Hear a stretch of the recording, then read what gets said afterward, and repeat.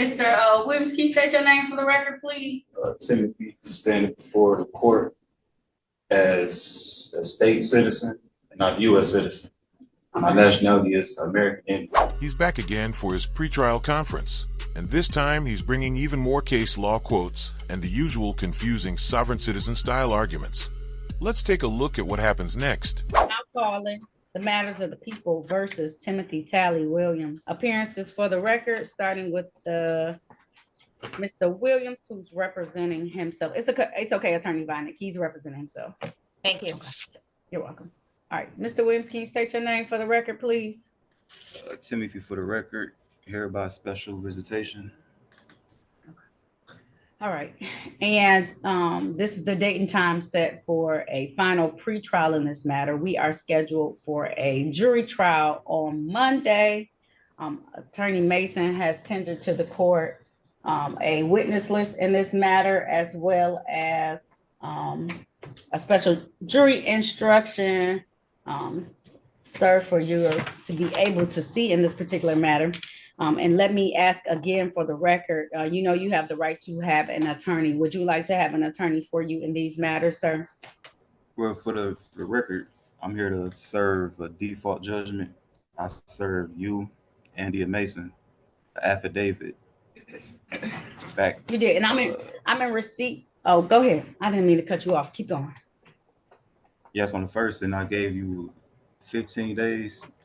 All in, it was 23 days I gave you, and I haven't received a rebuttal. So I served you guys with a default. I don't know what a default is. So there's no default judgments in criminal matters. These are criminal matters. No, Judge. What he's trying to say is that he believes he's filed a claim against you in a personal version of government that only he and a few others recognize. And because you haven't responded to those claims, he thinks he can come in today and serve you with a default judgment. After seeing so many of these cases, it's very clear what he's attempting to do. So the only default that we have is if you don't appear to answer for a ticket, then the default that goes into place is your failure to answer for a ticket. Once it's established and it's here, I don't have to establish why these are tickets on the docket. That's why they have the jury and the bench trial options for you. These have been matters that have been, unless there's been a motion about a formally written motion about illegal stop or some constitutional violation, these tickets are considered to be valid and true. No, I answered an affidavit of non-corporate existence. So Mr. Williams, the answer to the question today is whether you're going to trial on Monday or not. That's all I'm here for.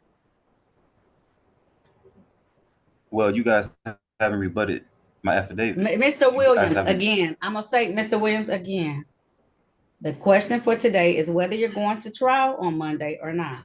That's all. I have officers present. I have officers Evans present. I have Officer McCree present. I don't know if Officer Bush is coming as well, but they are here today to know whether or not they're going to be ready for trial on Monday. We set this jury trial out a long time ago for this trial on Monday. So are we going to trial? Officers? What officer? We have Officer Evans and Officer McCree present today. And Judge, I have Officer Nunley. He's trying to check in right now. Faison Nunley. Officer Bush is here also. Thank you, Officer Bush. Good I didn't see. Good morning. Oh, it's Evans Williams. Okay, say thank you, Officer Bush. Okay, we go to trial. Okay, so Monday we go to trial. Do you have a witness list or no, it's just you, Mr. Williams? Yes, I have 3 witnesses. Let me guess. He probably had a few unqualified people help him put that together. Anything else you want to say for the record, Mr. Williams? No, that'll be it. Okay, all right. So you have a drive unregistered, untitled motor vehicle and drove while unlicensed, and a no proof of insurance. That's one officer. The next officers are open alcohol driver, tinted windows, no seat belt, no driver's license, no insurance, untitled motor vehicle.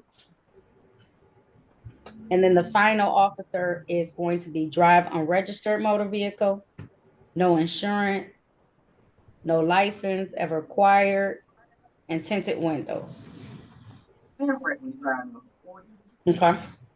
And Your Honor, if I may interject, since he does have an email, I can copy those tickets and email them over to him so Please. that he can have them. I'll come down and get those. And I will email those tickets over to you, Mr. Williams. Okay. So that way And you can see what for the the record, tickets are we able to argue these matters right now, or are we going to trial? You said you want to have a trial. What you want to argue? Yeah, You but want I'm to talk saying, to like, Attorney Mason? What was that? I said you want to talk to Attorney Mason just briefly in a breakout room and see if y'all can resolve any of the tickets. Well, we was just emailing, and I don't know if it meant anything to her, so that's why I wasn't just take it to trial. And well, because you can't say I just want you to dismiss it because I'm not a citizen. That's not gonna work. Or I just want you. Oh no, to that's not it. I got laws stating that all this is frivolous, but I'm saying, can we argue this right now, or do we? A lot of people will say the laws are frivolous. Well, yes, if you have some argument that you would like to make, you can make it that way. I can rule, and that way we can go to, if we're going to move forward to trial, we can go to trial. Yes, Attorney Soroki? Yeah, if you like, I could speak to Mr. Timothy Williams in a breakout room for a few minutes, explain the legal system to him. Yes. Can you? No, sir. Do you want to make your argument first, Mr. Williams, or do you want Attorney Soroki? He wants to give you a little feedback. That way you'll be prepared for Monday's trial. No? All right. He doesn't want it, Attorney Soroki. Thank you. He's not attempting to make an official appearance as your attorney. He's simply trying to assist you. But with people who follow this ideology, they often end up creating more problems for themselves than anyone else ever could. Back on the record in the matter of the people versus Timothy Williams. Can I have appearances? First Attorney Mason, then Mr. Williams. For the record, Your Honor, Chiku Mason, City of Detroit, 43471. All right. Mr. Williams. Yes, Timothy before the court, hereby special appearance. As a state citizen, not a U.S. citizen. Okay. Changes every time. All right, you want to make a motion, or you want to make an argument as to these tickets? You can go ahead at this time, Mr. Williams. Okay, for the record,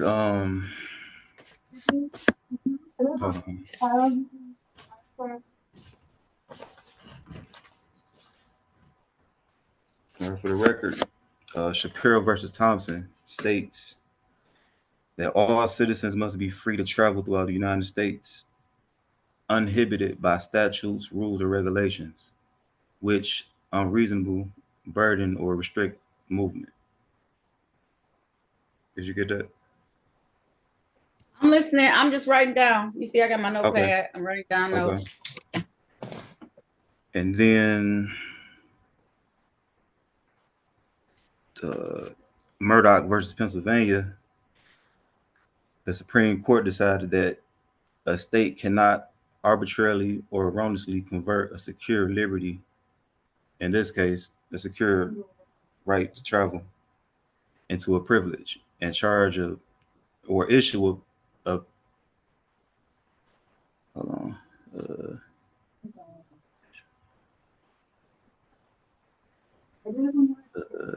a state can't arbitrarily or erroneously convert a secure liberty into a privilege and issue a license and a fee for it, meaning we don't need license or insurance to travel throughout the land. And Murdoch versus Pennsylvania states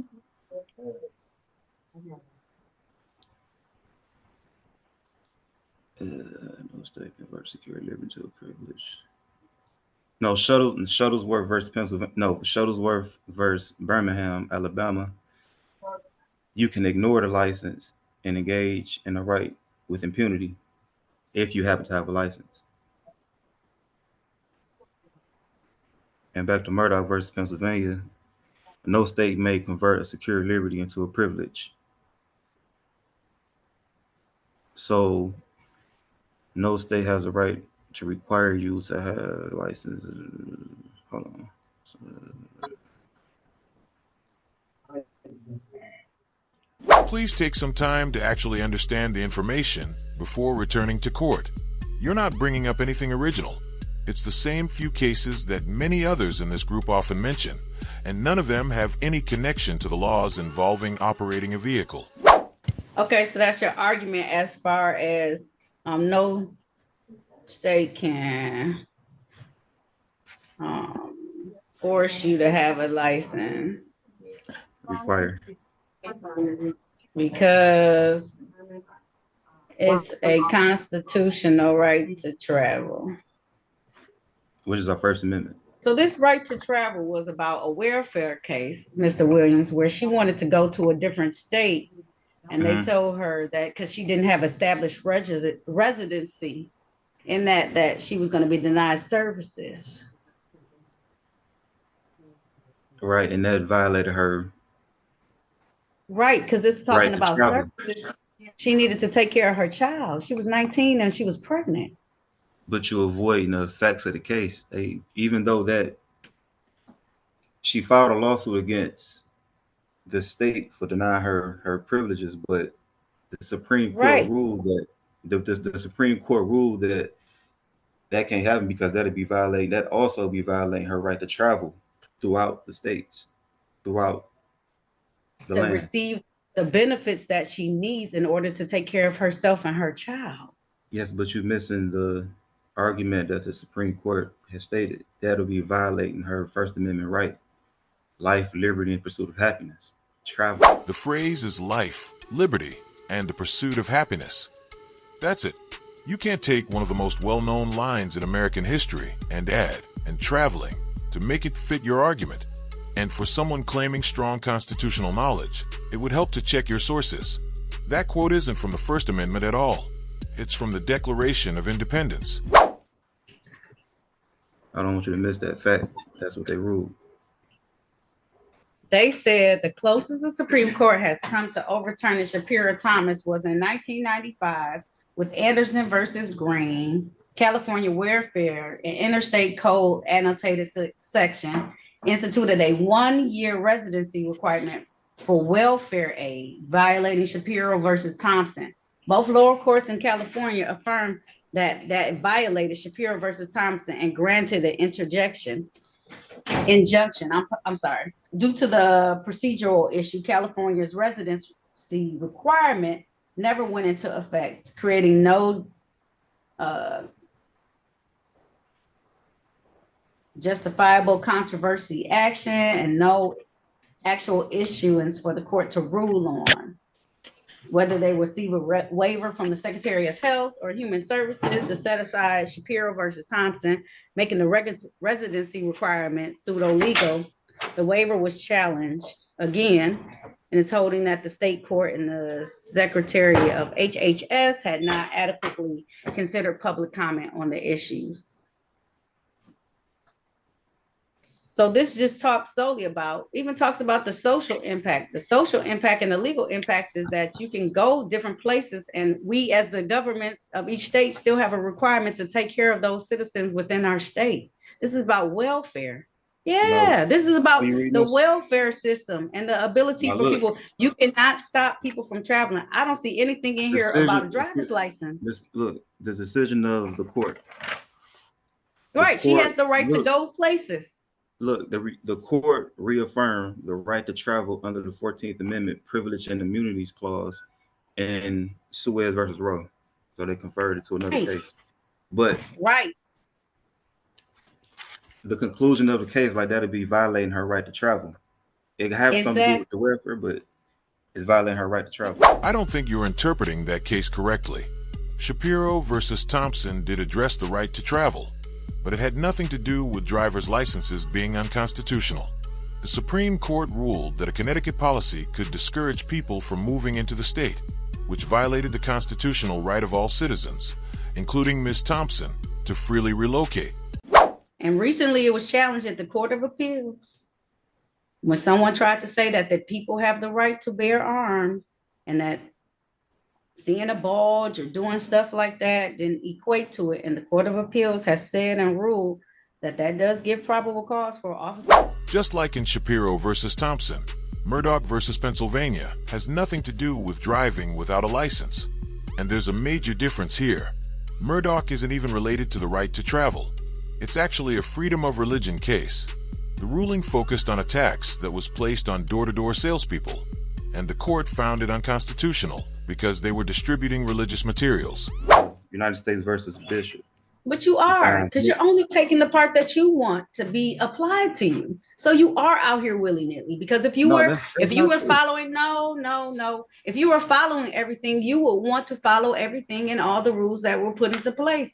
So all that No, I'm following laws, not following rules. what you want to follow. And that's no. We talked about how that leads to anarchy. People can't do it. These are the kinds of cases that stand out the most. People who speak with total confidence, yet clearly don't understand the material they're relying on.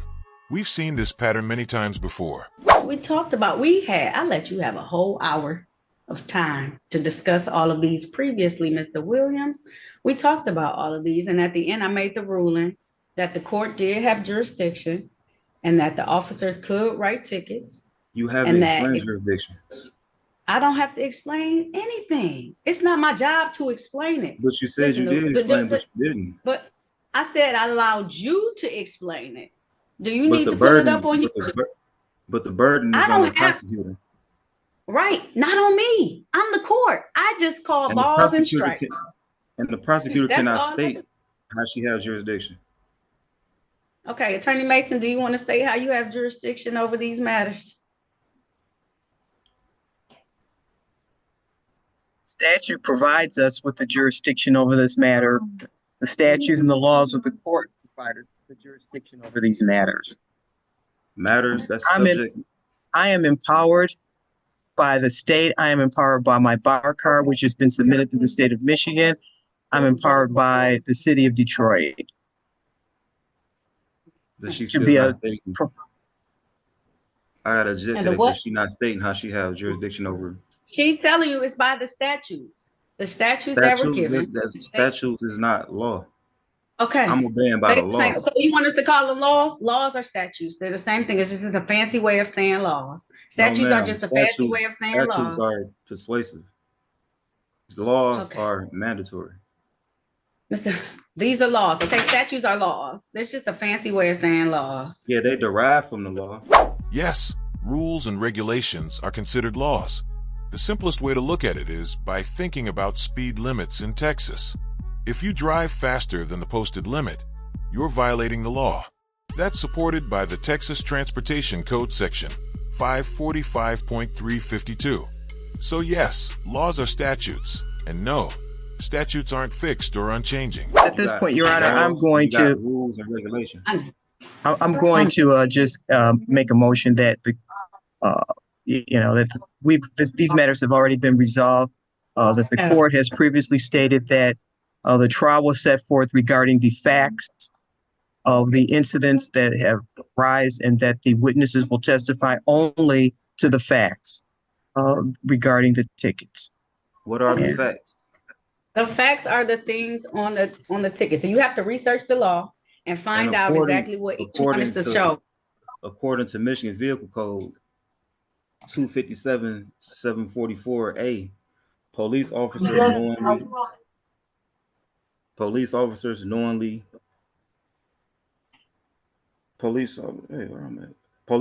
knowingly make a false statement on the citation is unlawful. Okay. I travel with a passport. My ID been canceled since 2018, so none of that is true. Just because you cancel your ID, and this is the last argument for today, and then we're just gonna have trial on Monday. Just because you cancel your ID doesn't mean now you have the right to drive in the state of Michigan. That's not the law of this state. When you avail yourselves of the roads, the lights, the streets, the anything. Once you take part on those items, then you automatically allow yourself to avail yourself to any laws that are being taken place, any statutes that are being taken place, any codes that are taking place. All of those now become active, whether you want them to or not. There's no, I don't want them to. They become active when you agree to the stipulations. You don't have to agree. It does not say that. We have stuff called strict liability crimes. And those are crimes that automatically kick into place whether you agree for them or not. And that's what these are, whether you agree or not. They are things that must happen. I So agree I'll that certain people, I agree, 9:30. I'll I see agree that everybody at certain, 9:30. Listen, either you're gonna take I care of agree these that things. certain persons need to be governed, but everybody is not to be governed. All Certain right. people know how to govern ourselves. Let's be honest. If people with this mindset were left to run things on their own, the results would be chaotic at best. Anyway, that brings us to the end of the video. His in-person jury trial took place on Monday, and I waited to see if it would be posted online, but it never appeared. I checked the status of his case, and the outcome is still listed as pending. That could mean the court is delayed, or he simply didn't show up. If you enjoyed the video, feel free to hit the like button. If not, you can hit dislike, no problem. And don't forget to leave a comment and subscribe with notifications on so you don't miss any future updates.